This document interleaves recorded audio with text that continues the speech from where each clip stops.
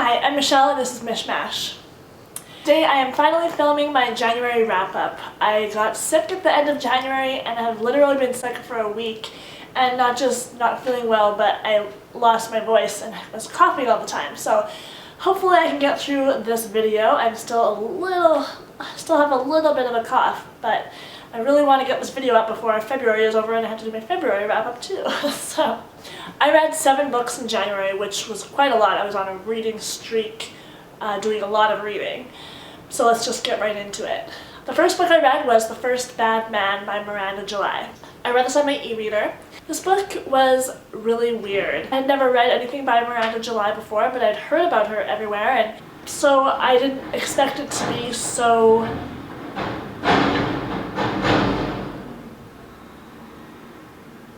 okay. Because I'd seen this book everywhere, it seemed like, I didn't expect it to be so off the wall. So that kind of took me off guard.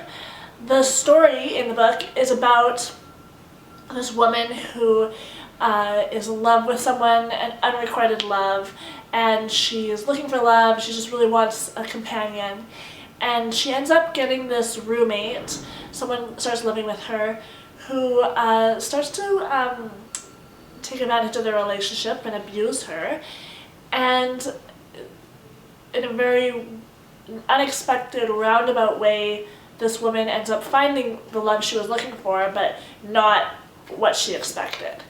That's a really nice way of putting it. Meanwhile, there's very graphic sex and unconventional relationships, and I don't know, it wasn't really my cup of tea.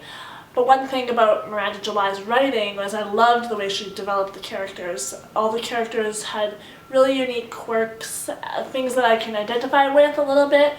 Some things obviously definitely not, but some things that were just so quirky and interesting about the characters, and so I loved that part of the book. But the actual story itself, I didn't really like it that much because it made me uncomfortable. But if you like things that are weird and push the boundaries, then you might like this. I gave that book 3 out of 5 stars. The next book I read was one from my own shelf, and it's a classic, I guess. It's by George Orwell, and it's called Down and Out in Paris and London. This book is basically a story of how he went through a couple years of his life living in Paris and then in London in extreme poverty.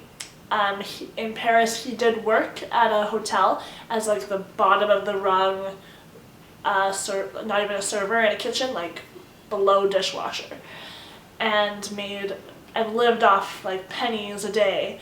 Then in London, he doesn't even have a job, and he travels from different shelter to different shelter.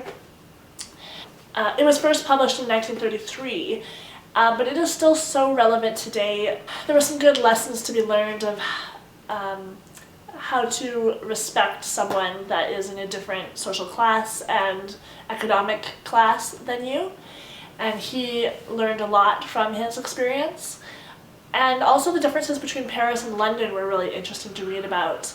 The different social services that were available to him, and the different laws that were really not designed to help these people out at all. I give that book a 4 out of 5 stars. It was really interesting. The next book I read was Sharp Objects by Gillian Flynn. This was one of the books that I really wanted to read this year. This book was a typical Gillian Flynn. If you've read Gone Girl or Dark Places, you kind of know what to expect going into this story, and it didn't disappoint. The story is about a journalist who's sent back to her hometown by her editor to investigate this murder of a young girl. But she still has a lot of unresolved issues related to her hometown and people that are still there that she hadn't really dealt with yet, so going back home for her was really difficult. And so the story follows her solving this murder, or investigating this murder, but also dealing with her own issues and the people that come into her life and things. So that was really interesting. It gets a little bit graphic, to warn you, but it's pretty dark, but it's really interesting and I quite liked it. And I gave that a 4 out of 5 stars as well. The next book I read was called The Silver Suitcase by Terry Todd. Chances are you haven't heard of this book, but I actually know the author, and she had sent me a copy of the book for review. This book is not the typical book I would choose to read, but I actually enjoyed it somewhat. The beginning was a bit of a struggle to get through. It's a multi-generational story that kind of flips back and forth between the generations. So there's this granddaughter that's reading her grandma's diaries that she finds, and then it goes back in time and tells the actual story as they're happening. And so there's lots of different elements in the story. I like that part about it. Reading someone's diaries is always interesting to me, but there was parts of it that seemed a little bit cheesy to me. I'm just not really a romance reader anymore. I read a lot of romance, especially this is a Christian romance. When I was a teenager, I was super into that genre, and then I kind of burnt out on those. So to go back to that now is like, oh, I would have loved this when I was 14, but not so much my style right now. But if you're into that, I do recommend it. It was a really good story, and I actually did tear up a little bit at one point. So I was at least attached to the characters. I gave that book a 3 out of 5 stars. Next, I read My Life on the Road by Gloria Steinem. This book was Emma Watson's first pick for her book club. So I was really excited to read this book. I hadn't really known much about Gloria Steinem before reading this, and I found it a little bit difficult to get through at points. It was a lot more political heavy than I thought it would be.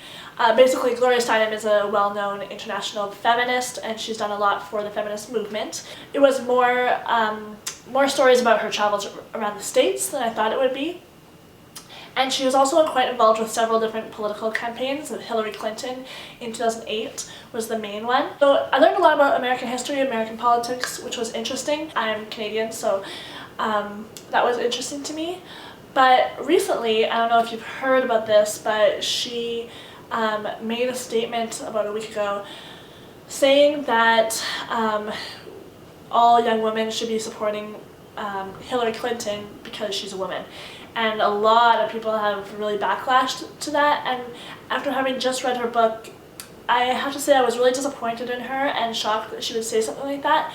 Basically, she said that young women must just be voting for Bernie Sanders because that's where the boys are. That's the quote. And it seems really disrespectful to women. I don't think women should have to vote for another woman just because she's a woman. I'm not American, so I'm not voting in this election, but I'm paying attention to it more than I have in any other campaign. Emma Watson is doing an interview with Gloria pretty soon, in a week or two, and I'm really interested to see if she asks anything about that statement. I did give that book a 4 out of 5 though. Next, I read Simon vs. the Homo Sapiens Agenda by Becky Albertalli. This book was total fluff. It was a teen YA romance. But the thing about it is the main character is a gay boy who isn't really out yet, or he's not out, but he has this online romance with this guy that apparently goes to his school, and you don't know who he is though. It's a secret identity, and the whole book you're trying to guess who the guy is, and it's really cute and I really liked it.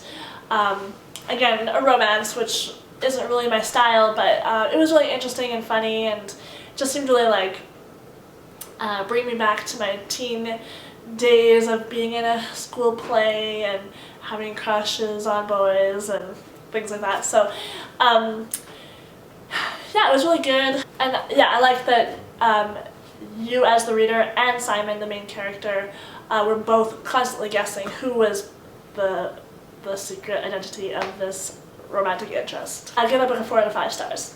The last book I read in January was Hyperbole and a Half by Ali Brosh. This is sort of a graphic memoir, sort of not really. It has text and pictures on all the pages.